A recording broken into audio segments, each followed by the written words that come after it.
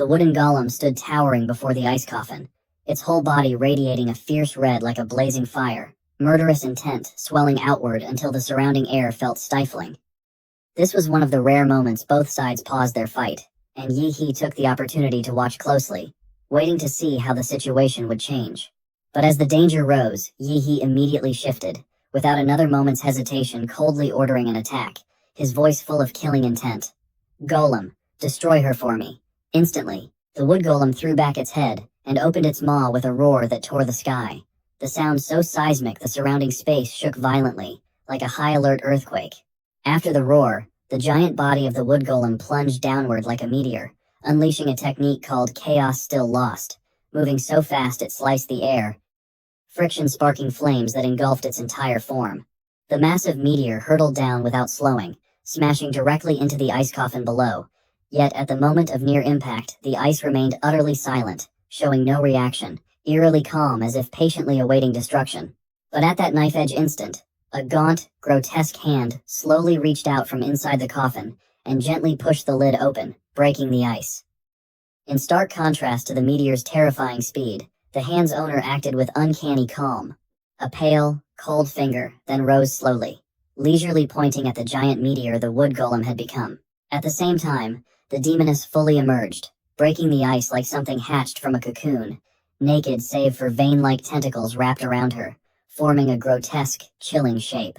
In the blink of an eye, the colossal meteor barreling forward suddenly halted mid-air, losing all momentum, then froze into a gigantic block of ice, before shattering into countless fragments. It happened so fast it caused no damage, like a bubble instantly popped.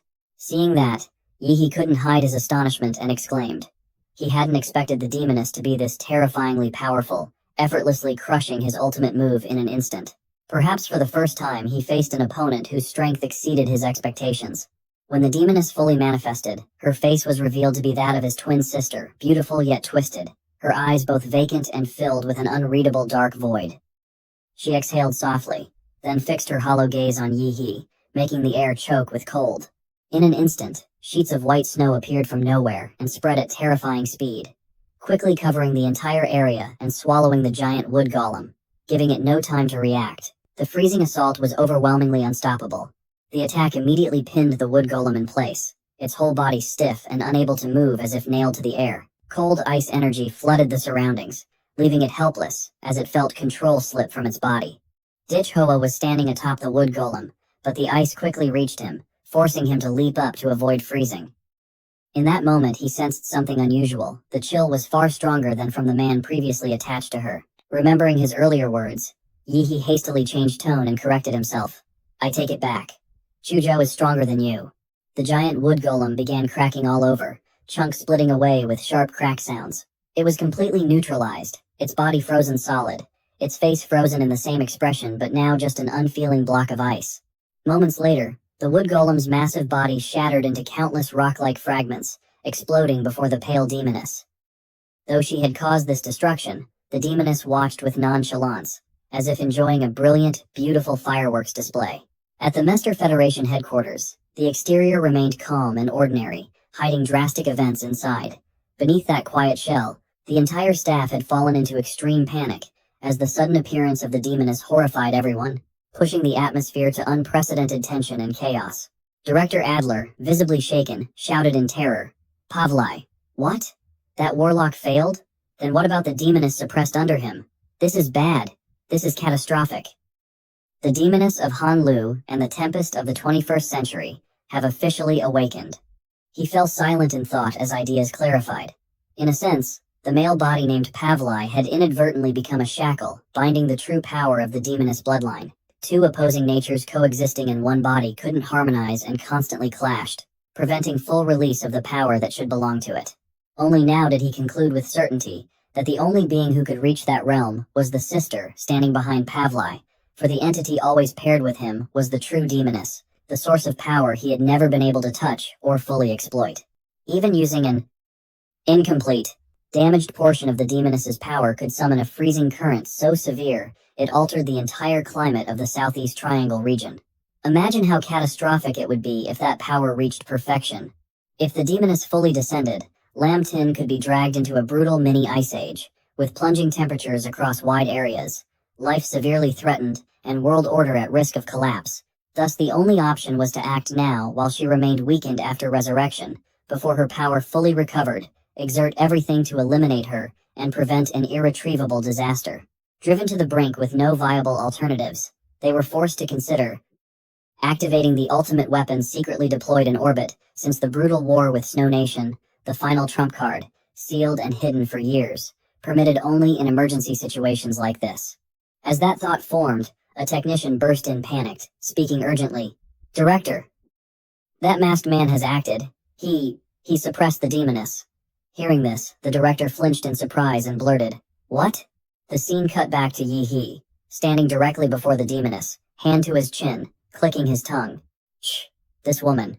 He didn't truly understand the concept of a demoness, but her form reminded him of the tailed beast's creatures formed from chakra energy in the ninja world he knew.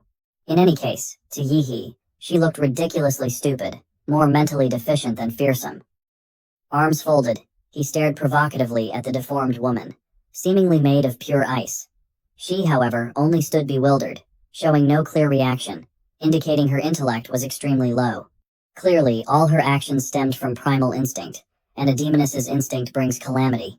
She lightly waved her hand and summoned a ribbon of gleaming ice across the sky, while her beautiful face watched her own motion with an oddly innocent expression. In the next instant, a massive ice mountain formed overhead and drove straight down at Yi He. Countless giant ice blocks quickly coalesced into a long ridge like a mountain range, then thundered down with devastating force. A barrage of sharp ice spears struck the ground with extreme force, creating violent tremors that shook the area. Snow dust and icy air erupted, obscuring vision and nearly burying Yi He. Beneath the crushing pressure, his figure vanishing amid the crushing sea of ice, as if his body were ground into the earth. Hua! The demoness uttered a vague, confused sound, her hollow eyes scanning as if searching for something. She clearly couldn't comprehend what had happened. Her enemy, who had been right in front of her, had suddenly vanished without a trace, leaving her mind in baffled, wary confusion.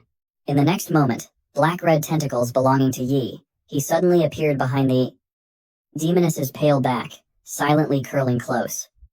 His voice then rang out with cold assessment. "It seems a demoness like you has no intelligence at all. All your moves are just instinct. How boring." From Yi He's body, countless black-red tentacles burst forth, extending at extreme speed to coil around the demoness's arms, legs, and body. Then they surged up from the ground together, clamping her ankles and yanking downward, as if to drown her into the deep earth. But in an instant, her body suddenly exploded into countless tiny snowflakes, vanishing from its original position, then immediately reconstituted and appeared somewhere else entirely, as if never restrained. His eyes turned colder and sharper, and a hypothesis formed in his mind. His low voice confirmed it. Decoys.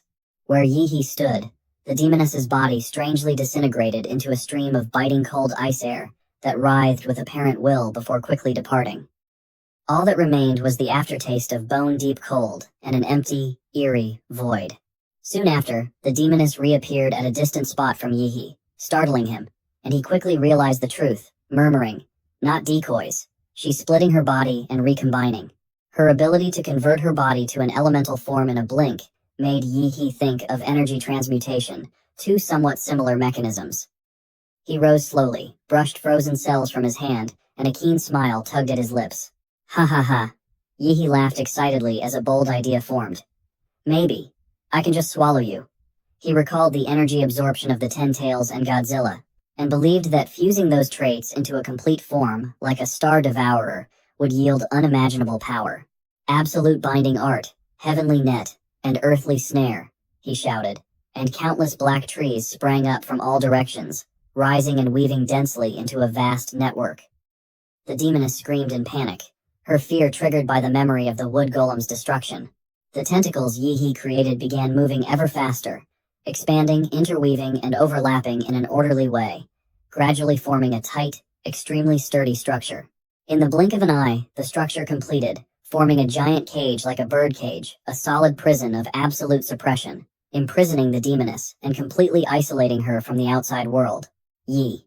He smirked, gave a mocking thumbs up, and even stuck out his tongue, then sealed it with a cold, short line. "The prerequisite is, you get no chance to escape."